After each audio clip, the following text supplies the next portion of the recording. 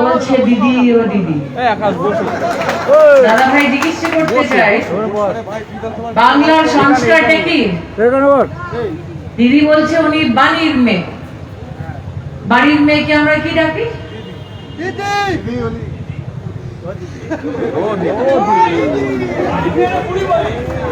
কিন্তু দিদি বিরক্ত হচ্ছে, বলছেন দিদি বলবে না। মোদি সম্মান দিচ্ছেন, দিদি অপমান করছে। কিন্তু দিদির খেলাই অপমান করে। এই নির্বাচনের আগে আপনারা জানেন দিদি বাংলার এক একটি মানুষকে বলেছিল এই দেখবে এইবার খেলা হবে। কিন্তু দিদি জানতেন না কি এক একটা ভোটিং এর ফেজের পরে বাংলার লোক, বাংলার মানুষ দিদিকে বলছে কি দিদি তুমি বলছো খেলা হবে, আমরা বলছি পদ্ম ফুলের মেলা হবে।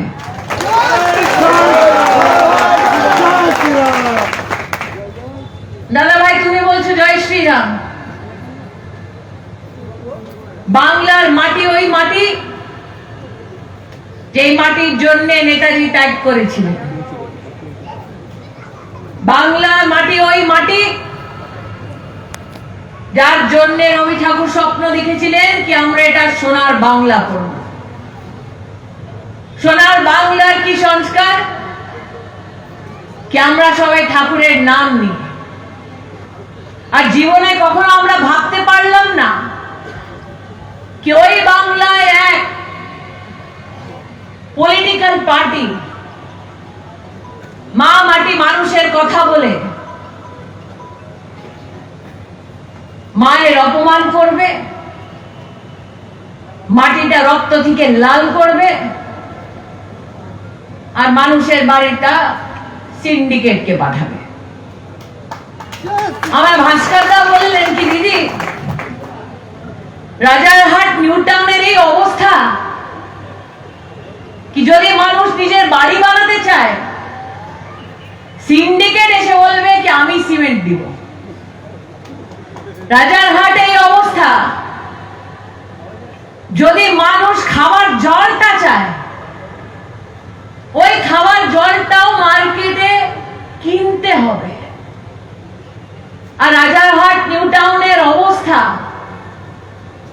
কি একটি কৃষককে যদি তুমি জিজ্ঞেস করো কি যখন বামপন্থের সরকার ছিল তখন সিন্ডিকেটটা কি করেছে, বামপন্থের নেতারা কৃষকের জমিনটা 5,000 টাকা দিয়ে তুলে নিয়েছে। আর আজকে এই রাজারহাট নিউ টাউনে জমিনের দামটা কি আপনারা সবাই জানেন। দিদি বলেছিলেন কি আমি পরিবর্তন করব, বামপন্থ যত অত্যাচার করেছে বাংলায় ওই অত্যাচারটা শেষ করব। কিন্তু দিদি করেছেন কি? আমরা আজ অবধি দিদিকে জিজ্ঞেস করছি তুমি তোমার প্রত্যেকটা সভায় নরেন্দ্র মোদীকে গালাগাল করছো, বাংলার মানুষকে জানাও 10 বছর কি কাজ করেছো। আপনাদেরকে আজকে জানাতে এসেছি দিদি কি করেছে। ভাস্করদা আপনার এই সভার আসার আগে আমি অশোকনগরে ছিলাম। অশোকনগরে তৃণমূলের প্রার্থীর কি অবস্থা একটি ভিডিও ক্লিপ বেরিয়েছে।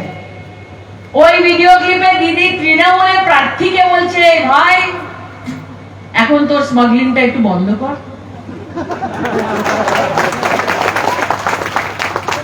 আপনাদেরকে মনে আছে 2019-এ লোকসভা যখন ইলেকশনটা হয়েছিল কত সিটে বিজেপির আমাদের সাংসদরা জিতে এসেছিল, তখন দিদি কি বলেছিল কি ভাই কাটমানিটা ফেরত দিয়ে দাও তাড়াতাড়ি। কি অবস্থা হয়েছে তৃণমূলে, পরিবর্তনের কথা নিয়ে এসেছিল কিন্তু বামপন্থের গুন্ডারাজকে তৃণমূল গুন্ডারাজে পরিবর্তিত করেছে। কি অবস্থা করেছে বাংলা, পরিবর্তনের কথা বলে এসেছিলেন দিদি কিন্তু বামপন্থের কারাপশনটা তৃণমূলের কারাপশনের মধ্যে পরিবর্তিত করেছে। তাই আজকে আপনাকে বলতে এসেছি, এই নির্বাচন একটা সাধারণ নির্বাচন নয়। এই নির্বাচন মাত্র ভাস্কর দায়ের নির্বাচন নয়। এই নির্বাচন বাংলার প্রত্যেক গরিব মানুষের উন্নয়নের নির্বাচন। এই নির্বাচন বাংলার প্রত্যেক পরিবারের উন্নয়নের নির্বাচন। এই নির্বাচন বাংলার প্রত্যেক মেয়ে, প্রত্যেক মহিলার সম্মানের নির্বাচন। দিদি বলছেন বাংলা নিজের মেয়েকে চায়। আমি জিজ্ঞেস করেছিলাম যখন নন্দীগ্রামে দিদি ইলেকশনে উঠেছিলেন, কি আপনি কোন মেয়ের কথা বলছেন? আমফানে বাংলার কি অবস্থা করে রেখেছিলেন দিদি আর দিদির গুন্ডারা?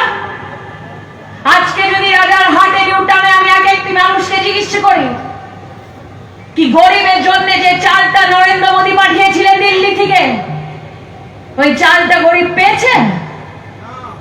টিএমসির গুন্ডারা গরিবের চালটাও চুরি করেছে। আপনারা ভাবতে পারেন কোনদিন বাড়ির মেয়ে বাড়ির চালটা চুরি করে? কিন্তু দিদির গুন্ডারা করেছে। নরেন্দ্র মোদী করোনার বিপদ এসেছিল, তখন প্রত্যেকটা গরিব মেয়ে মহিলার ব্যাংকের খাতায় টাকা দিয়েছে। আর দিদির গুন্ডারা কি করেছে?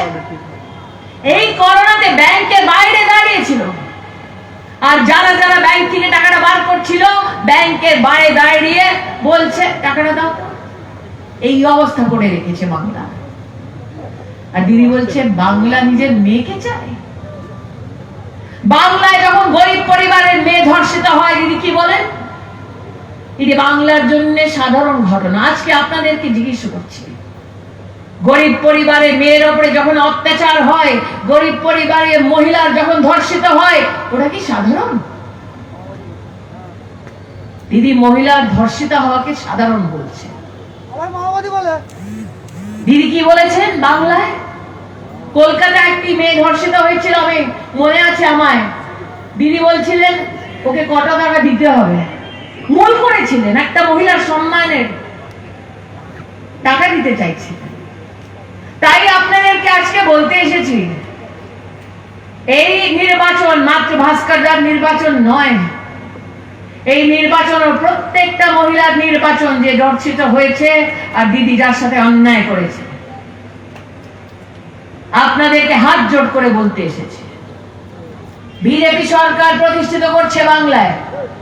আমি জানি সিন্ডিকেটের লোক এই নির্বাচনে টাকা দারু সব করবে, কিন্তু আপনাদেরকে বলতে চাই, সিন্ডিকেটের লোকরা মানুষের কাছে গিয়ে ধমকি দিচ্ছে, এই ভোট দে নাহলে দেখে নিব।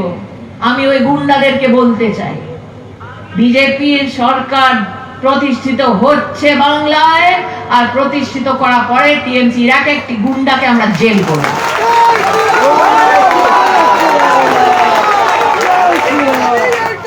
দাদা জয় শ্রীরাম বলছো? দিদি বলছে জয় শ্রীরামটা বাদ দাও। আমি জীবনে ভাবতে পারলাম না কি বাংলায় এইভাবে অবস্থাটা হবে।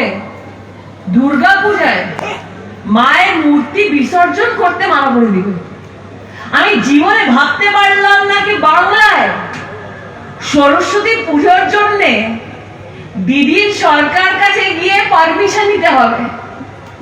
আমি জীবনে ভাবতে পারলাম না কি ওই দিদি যে ঘৃণা করছে জয় শ্রীরাম থেকে, নির্বাচনের আসার পরে নন্দীগ্রামে গিয়ে চণ্ডী পাঠ করছে। আরে দিদি, ঠাকুরের সাথে কেন খেলা করছো?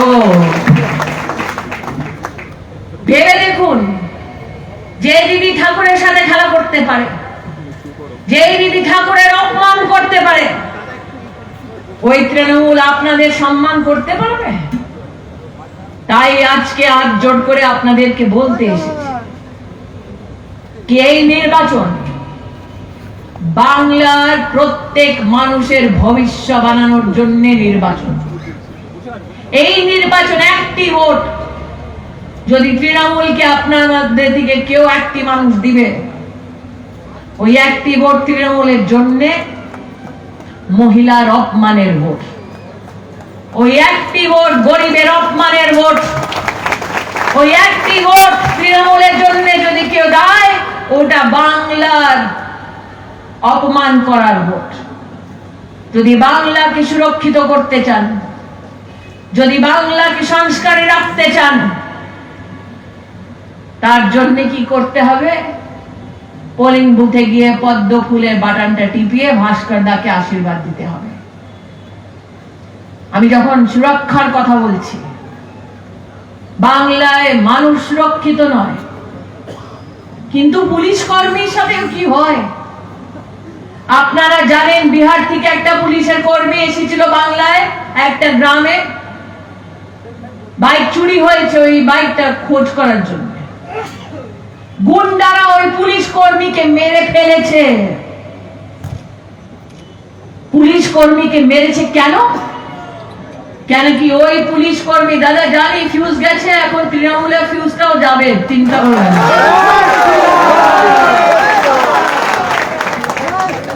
ওই পুলিশ কর্মীকে হত্যা কেন করেছে? কেন কি ওই পুলিশ কর্মী আইনে রক্ষা করছে, আর মারা যাওয়ার পরে ওই পুলিশ কর্মীর মৃতকের ওই শরীরটা নিয়ে যখন ওরা নিজের গ্রামে গেছে, ওর মা ওখানে মারা গেছে, নিজের ছেলের বডিটা দেখতে পারল না। মাত্র একটা মানুষের হত্যা করলে না তৃণমূলের গুন্ডারা। আপনারা জানেন বিজেপির একটি কর্মীর মাকে মেরে মেরে একাকার করে দিয়েছিলেন, একটি 80 বছরের মা মারা গেছে। আর ওর মায়ের অপরাধটা কি? ওই ছেলেটা বিজেপির কর্মী। বিজেপির 130 কর্মীদেরকে মেরে মাথায় ঝুলিয়ে দিয়েছে দিদি, আর বড় বাড়ির মেয়ে। আমি জিজ্ঞেস করতে চাই, বাড়ির মেয়ে কোনোদিন নিজের ভাইয়ের হত্যাটা করে? বাড়ির মেয়ে কোনোদিনও একটা গরিব পরিবারের মায়ের হত্যাটা করে? করে না তো। তাই এখন বাংলার মানুষ বলছে, দিদি আর চাই না এই তৃণমূলের মেয়ে, আমাদের চাই না। এখন বাংলার দরকার বিজেপির, বাংলার দরকার বিজেপির। আমি জানি সময়টা হয়েছে,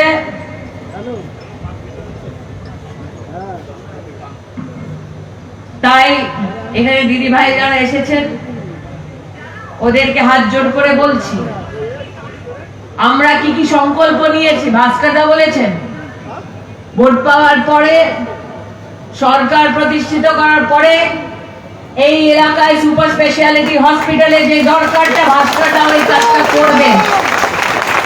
খাওয়ার জলে আর্সেনিক, খাওয়ার জল মানে বিষ, আর এই আর্সেনিকের যে প্রবলেমটা, ওটাও ভাস্করদা আপনাদেরকে ঘরে ঘরে পরিষ্কার খাবার জলটা দিবে। আরে নরেন্দ্র মোদী বাংলার খাবার জলের জন্য 900 কোটি টাকা দিয়েছে, কিন্তু ভাস্করদা দিদি চালও খাচ্ছে, জলের টাকাটাও খাচ্ছে। কিন্তু আজকে প্রত্যেক মহিলাকে বলতে এসেছে, দাদা ভাই আপনারাও এই আমার নিবেদনটা বাড়ি বাড়ি নিয়ে যান। বিজেপি সরকার বাংলায় প্রতিষ্ঠিত হচ্ছে, আর বাংলায় বিজেপি সরকার প্রতিষ্ঠিত করার পরে যেই গরিব পরিবারে মেয়ে জন্ম নিবে, ওই পরিবার 50,000 টাকার বন্ড পাবে। আর যেই গরিব পরিবারে মেয়ে ক্লাস 12 পূর্ণ করবে, ওই গরিব পরিবার 2 লাখ টাকা পাবে। আর আমরা সবাই জানি, আমি একটা সাধারণ পরিবারের মেয়ে। কেউ জিজ্ঞেস করছিল, দিদি তুমি বাংলা কিভাবে বলতে পারো? আমি বললাম, ভাই বাগচি বাড়ির মেয়ে, মা আমার বাঙালি। আমি বলবো না, মা ধরে পিটিয়ে দিবে। আমরা জানি গরিব পরিবার কত খাটে নিজের বাড়ির মেয়েকে বিয়ে দেওয়ার জন্য। তাই আপনাদেরকে বলতেছি, বিজেপি সংকল্প করেছে কি আমরা গরিব পরিবারের মেয়ের বিয়ের জন্য, মেয়ের বয়স যখন 18 বছর হবে 1 লাখ টাকা দিব আপনাদের ব্যাংকের খাতায়।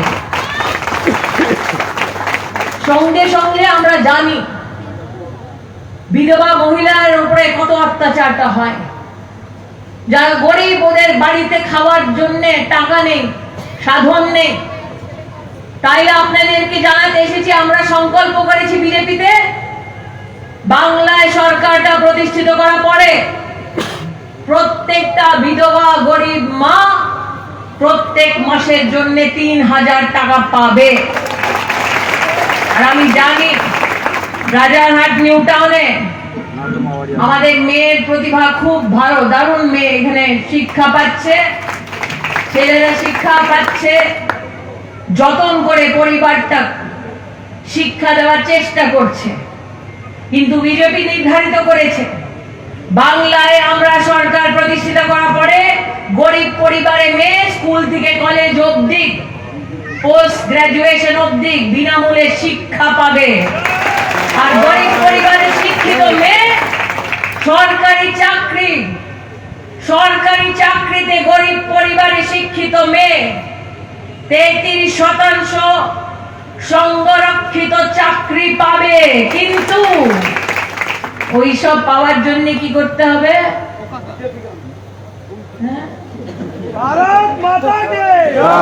ওইসব করার জন্য পোলিং বুথে গিয়ে পদ্ম ফুলের বাটনটা টিপিয়ে ভাস্কর দাকে আশীর্বাদ করতে হবে।